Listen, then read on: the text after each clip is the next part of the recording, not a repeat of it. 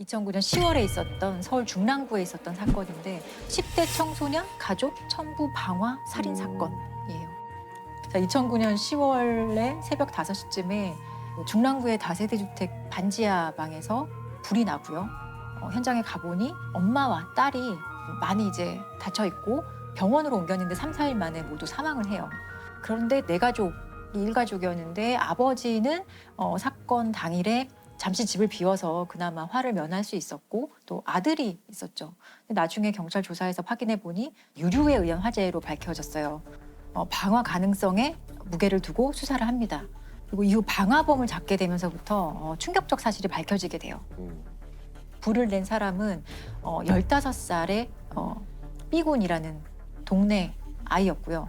이 방화를 부탁한 사람은 놀랍게도 이 피해자 가족의 17살 아들이었어요. 왜 청부를 했을까요? 보험금 때문에. 네? 바로 보험금 때문에. 아니 17살이 보험금이 뭐가 근데 필요해서? 너무나 사실 어리석은 생각이고 이루어질 수 없는 생각이었는데 이 집안이 사실 넉넉지 않은 집안이었어요. 반지하 방에 보증금 300에 월세 30만 원.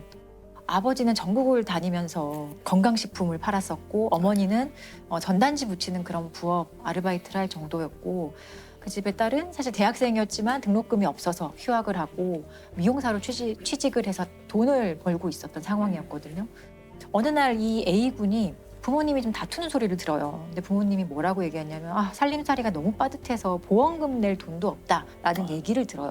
근데 여기서 이 A군은 보험금이 있어? 라는 생각을 하고 보험금이면 적어도 1억은 될 텐데 나중에 이 A군은 경찰 조사에서 그 보험금을 받아서 멋진 차를 사고 강남에 가서 멋있게 살고 싶었다라고 얘기를 합니다. 사실 1억 원으로 이 A군이 바라는 삶도 전혀 살 수가 없다는 거는 누구나 알 거예요. 군은 경찰 조사에서 강남에서 살고 싶어 돈이 필요했다고 태연히 진술했습니다. 처음엔 장난으로 하다가 이게 계속 얘기하다 보니까 정말로 죽어도 혼자 살 수 있을 것만 같았고. 아니 17살 미성년자가 청부 살인을 살인 청부를 한다는 게 끔찍한데. 살인 계획도 되게 철저했던 게 일단은 B군에게 자신의 집 구조나 이런 걸 다 알려주고요. 언제 어디로 와서 이제 불을 지르라고 얘기를 하는데 열쇠는 우유 주머니 있죠. 밖에 우유를 배달받는 그 주머니에 열쇠를 미리 놓아두고 평소에 집에 오면은 화장실 문을 이렇게 여닫는 습관이 있기 때문에 집에 들어가자마자 화장실 문을 한번 열고 닫으면 내가 온 줄 알고 아마 다 별일 없는 거라고 생각하고 잘 거야 이런 얘기를 합니다. 그래서 B군이 실제로 A가 시키는 대로 모든 것을 하고 거실에 휘발유를 뿌리고 불을 질러요. B군이 이 집에 들어갈 때 자신의 어떤 신분이 드러날까 봐 헬멧을 쓰고 들어가거든요. 얼굴이 혹시 어디에 찍힐까 봐 헬멧을 쓰고 들어가서 실제로 불을 내요. 그런데 이제 B군이 이제 급하게 이제 나오다가 옷에 좀 불이 붙었던 것 같아요. 그래서 운동복 바지랑 점퍼를 다 벗고 거의 속옷 차림으로 다시 도망을 갔다고 하더라고요. 범인이 어떻게 밝혀집니까? 당연히 경찰은 가족 중에 현장에 없었던 사람은 이 A군과 아버지잖아요. 그래서 A군이 아무래도 의심스러워서 한 3차례 정도 조사를 하는데 A군에게 너무 확실한 알리바이가 있었어요. 그 사건 발생 당시에 자신은 강원도에 그 여자친구와 놀러 갔었다. 그리고 그때 그 시간에 찍힌 사진도 보여주고 내가 이거 미니홈피에 업로드도 했다고 하면서 너무 명확한 증명을 하죠. 그리고 심지어 이 A군은 아무래도 우리 아빠가 의심스럽다라고 얘기를 하면서 경찰에 수사 혼선을 막 주기도 해요. 근데 이런 이 A군의 거짓말은 그렇게 오래가지 못했고요. 현장 CCTV를 분석한 결과 이제 B군이 방화범으로 이제 확인을 했고요. 그리고 B군은 범행일체를 자백합니다. 예. 그리고 A군에 대한 경찰 조사가 시작이 됐습니다. 근데 조사 과정에서 특히나 좀 황당했던 건 이 A군의 태도예요. 자기가 이렇게 가족을 살해했음에도 불구하고 너무나 이 뻔뻔한 태도를 보이고 막 통닭 한 마리를 다 치킨 통닭을 다 먹고 나중에 탕수육도 더 시켜달라고 부탁을 하고 자기 조서를 막 읽어보더니 막 웃으면서 와 이거 판사님이 보시면 진짜 나쁜 사람이라고 생각하겠네요 라고 하면서 막 웃기도 하고 경찰 입장에서도 되게 너무 황당하고 참 어이가 없는 거죠. 사실 이 A군과 B군에 대한 판결 일체의 정보는 아마 나오지 않아요. 미성년자에 대한 것이라서 아마 추가적으로 외부에 공개된 것이 없는 것 같은데 우연히도 이 B군의 스토리가 TV 다큐멘터리 같은데 방영이 된 적이 있어요. 13년형을 선고받고 지금 소년교도소에 복역 중이다라고 얘기를 하는데 공범이 원래 같이 동네 선후배였는데 그 형이 저희 집에서도 막 자주 자고 그랬었는데 네가 안 하면 형이 이제 할머니 뭐 죽여버리면 끝이야 막 하면서 하니까 그래서 밝혀졌네요. 예, 13년형을 선고받았는데 A군은 얼마만큼의 형을 선고받았는지는 전혀 확인이 안 되거든요. 근데 추측을 하건대 일단 이 사건은 A군의 어떤 방화 살인 교사로 시작된 범죄이기 때문에 정범이라고 할 수 있는 이 B군과 동일한 형을 받았거나 아니면 13년형보다는 최소 높은 형을 선고받지 않았을까라고 추정할 수만 있습니다.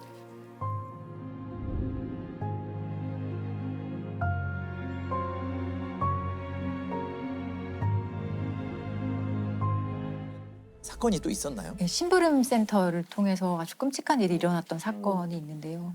2004년에 있었던 평택 영아 청부 납치 사건입니다. 되게 끔찍하지만 되게 슬픈 사건이기도 한데 2004년 6월 15일에 강원도 미시령에서 어떤 20대 여성의 시신이 발견이 돼요. 당시 시신의 상태는 온몸이 이제 끈에 묶여 있었고 포대자루에 이렇게 씌워져 있었거든요. 근데 경찰이 신원 조회를 해보니 20일 전에 실종 신고된 21살의 고 씨였어요. 근데 이 고 씨라는 여성이 실종 신고될 당시에 생후 70일 된 아들도 함께 실종 신고가 됐었거든요. 근데 현장에는 아들은 전혀 없었고 경찰이 당연히 아들에 대한 수색이나 그 파악을 하기 위해서 노력을 했었는데 아들은 전혀 어디 있는지 확인이 안 됐어요. 남편에 대한 그 용의점도 전혀 없어서 이 사건이 완전히 미궁에 빠지고 갑자기 이제 미제 사건이 되어버리는데 아주 우연한 기회에 경찰이 아주 중요한 단서를 이제 찾게 돼요. 사건 발생일로부터 한 7개월 뒤인 2005년 1월 22일 경찰이 강남에서 순찰 중이었거든요. 근데 순찰 중에 그 뺑소니 사고로 그 수배 중인 차량을 우연히 발견을 해요. 이 사건이 일어난 지 8개월 만인 지난 22일 경찰은 검문하던 중 교통사고 뺑소니 운전자를 검거했습니다. 중대한 범죄는 아니었어요. 오토바이랑 사고를 내고 조치를 취하지 않고 도망간 그런 상대적으로는 경미한 사건이었거든요. 그런데 경찰이 이제 뭐 다가가서 좀 얘기를 하자 갑자기 이제 도망을 가기 시작하는 거예요. 근데 그럴 이유가 전혀 없는데 이제 경찰 입장에서도 이거는 다른 의심할 만한 이유가 있다. 단순 뺑소니가 아니다라는 그 확신을 가지고 계속 끝까지 추적을 합니다. 그래서 결국 검거를 했어요. 근데 그 차 안에는 A와 B라는 남성 2명이 있었고요. 당시 차 안에는 좀 흙이 상당히 많이 묻어 있었고 삽과 장갑이 있었고 조수석에 있는 글러브에는 휴대전화 중에 배터리가 하나가 없고 조금 망가진 것 같은 휴대전화가 하나 있었어요. 그래서 경찰은 휴대전화를 좀 이렇게 고치고 복구를 하거든요. 휴대전화 안에 내장되어 있는 번호로 경찰이 다 전화를 걸어봐요. 근데 대부분 뭐 없는 번호거나 전화를 받지 않았는데 한 사람이 전화를 다시 해와요. 그래서 얘기를 해보니 그 사람이 너무 놀랐다. 자기 지금 이 번호가 7개월 전에 살해당한 내 친구의 번호다. 이런 얘기를 합니다. 이 휴대전화가 그 미시령에서 발견된 그 고 씨가 사용하던 휴대전화였던 거예요. 그러면은 이 두 사람이 결국 범인이었나요? 네, A와 B 씨가 평택에서 아이를 안고 산책을 나왔던 21살 고 씨와 그 아이를 납치해서 차량에 태우고 아이는 다른 사람에게 주고 엄마가 너무 격렬하게 저항을 해서 엄마를 살해하고 또 시신을 이제 안매장하거든요. 근데 아이는 그러면 누구에게 줬느냐? 심부름 업체 사장 정 씨라는 사람을 통해서 A와 B 씨도 이제 범행을 부탁받은 거예요. 아이를 구해와라. 심부름센터 직원인 범인은 갓난아이를 구해달라는 의뢰를 받고 경기도 평택에서 고 씨와 갓난아기를 납치했습니다. 고 씨는 아기를 빼앗기지 않으려 발버둥치다 살해됐습니다. 갑자기 막 그래버리니까 제 막 그냥 당황해갖고 가만히 있으라고 막 그러다가 그냥 안 되겠다 그래가지고 유명할 수가 얼마든지 있을 것 같은데 굳이 그걸. 그러니까요. 그래서 원래 이 아이를 구해오라고 부탁한 의뢰인은 그게 궁금합니다. 30대 여성 김 씨였어요. 김 씨는 이 심부름센터 사장 정 씨에게 성별 상관없다. 아들이든 딸이든 상관없으니 신생아만 구해달라라는 부탁을 해요. 네. 그 부탁의 대가로 4천만 원을 착수금으로 주고요. 성공했을 경우 3천만 원을 더 주겠다. 그렇게 약속을 합니다. 이유가 너무 궁금한데요. 네. 근데 이 의뢰인 30대 여성 김 씨는 이제 결혼을 앞두고 있는 여성이었는데요. 너무 황당하게도 결혼을 앞둔 예비 신부기도 했지만 이미 남편과 두 아이가 있는 엄마이기도 했어요. 한 가정의 또 유부녀이기도 했어요. 그런 상황에서 김 씨가 남편과 불화가 생기기 시작을 해서 나이트클럽 같은 데를 막 다니면서 어떤 한 5살 어린 남성을 만났다고 해요. 근데 그 남성이 잘생겼고 좀 부유했고 해서 김 씨 입장에서는 절대 놓치고 싶지 않은 사람이었던 거예요. 그리고 이 사람과 교제를 하지만 이 남성은 선뜻 이 김 씨와 결혼하겠다는 얘기는 하지 않아요. 그래서 생각한 게 임신했다고 얘기하면 결혼해주겠지라는 생각을 하고 내가 사실 이제 임신했다라는 거짓말을 해요. 그래서 결혼이 성사가 돼요. 근데 김 씨는 이미 가정이 있는 사람이잖아요. 그렇기 때문에 이 결혼식 자체를 하객이나 친지 이런 것들을 많이 부르지 않고 조촐한 결혼식을 했어야 되는데 그 명분으로 우리 친정 부모나 가족들이 많이 외국에 살고 있다. 그래서 그렇게 결혼식을 올립니다. 그리고 김 씨 쪽 사람으로 왔던 하객들은 전부 다 그 하객 대행 아르바이트를 통해서 온 하객 알바생들이었고요. 그 하객 알바생 중 한 명이 이 심부름센터 사장 정 씨였던 거예요. 이들이 여기서 처음 만나게 돼요. 그런데 문제는 이제 아기죠. 임신을 했다고 했으니 아이가 있어야 되는데 임신을 하지 않았거든요. 근데 이미 김 씨는 되게 결혼을 할 때부터 머릿속으로 되게 큰 그림을 그리고 있었어요. 아이는 친정이 있는 미국에서 원정 출산하겠다고 얘기하고 그리고 어디서 아이를 구하면 되겠지라는 말도 안 되는 생각을 하거든요. 그래서 실제로 결혼식을 올린 후에 이 김 씨는 아이를 낳으러 미국에 가겠다라고 얘기를 하고 새로 결혼한 남성 부모 쪽으로부터 출산 비용 이런 명목으로 4천만 원까지 받아요. 근데 결국에 이 4천만 원은 아이를 납치해달라는 의뢰의 그 착수금으로 이제 사용이 됩니다. 근데 이 신생아를 구하는 게 정말 쉬운 일이 아니잖아요. 네네. 그래서 실제로 이 심부름센터 사장 정 씨가 보육원도 돌아다녀보고 근데 저 이 부분이 되게 끔찍한데 병원 신생아실도 막 아이를 납치하려고 막 왔다 갔다 했다는 거예요. 아이를 훔치려고? 네. 들어갈 수가 있나요? 외부인이? 그러니까 좀 경비가 삼엄하니까 다 실패를 했던 거예요. 근데 이런 시도를 했다는 것 자체가 저 너무 무서웠거든요. 아무튼 이런저런 시도를 했음에도 불구하고 그 부탁받은 아이는 못 구했던 거예요. 그리고 4천만 원을 돌려줄까라고 생각했더니 이미 정 씨라는 사람도 도박, 사업, 부채가 너무 많아서 돌려줄 수 없는 상황이었어요. 그래서 이 정 씨가 A와 B를 포섭을 해서 납치 지시를 합니다. 아이를 구해오라는 납치 지시를 하고 A와 B에게 그 납치의 대가로 고작 1,500만 원을 줘요. 그러니까 1,500만 원에 이 A와 B는 아이를 납치하고 그 아이의 엄마까지 살해하는 진짜 반인륜적이고 폐륜적인 범죄를 저지르게 된 거죠.